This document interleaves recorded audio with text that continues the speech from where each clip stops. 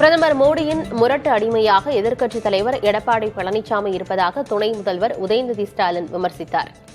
சென்னை வள்ளுவர் கோட்டத்தில் நடைபெற்ற தமிழ்நாடு முஸ்லிம் முன்னேற்றக் கழக மாணவர் அணியணின் வெள்ளி விழா மாநாட்டில் உதயநிதி ஸ்டாலின் சிறப்பு அழைப்பாளராக கலந்து கொண்டு உரையாற்றினார். வரும் சட்டமன்ற தேர்தலில் திமுக தலைமையிலான மதச்சார்பற்ற முற்போக்கு கூட்டணி 200க்கும் அதிகமான தொகுதிகளில் வெற்றி பெறும் என அவர் தெரிவித்தார்.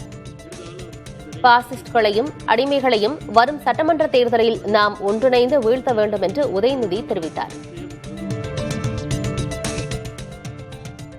பாசிச பாஜகவுடைய முழு நேர அடிமையா அதிமுக மாறிடுச்சு. அதுல இப்ப எதிர்க்கட்சி தலைவர் திரு எடப்பாடி பழனிசாமி அவர்கள் மோடியோட முரட்டு அடிமையாவே மாறிட்டாரு. சுயமரியாதை வாழ்வே சுக வாழ்வுன்னு சொன்னார் தந்தை பெரியார் அவர்கள். ஆனா எதிர்க்கட்சி தலைவர் திரு எடப்பாடி பழனிசாமி அவர்களுக்கு அடிமை வாழ்வே சுக வாழ்வுன்னு வாழ்ந்துட்டு இருக்கிறார்.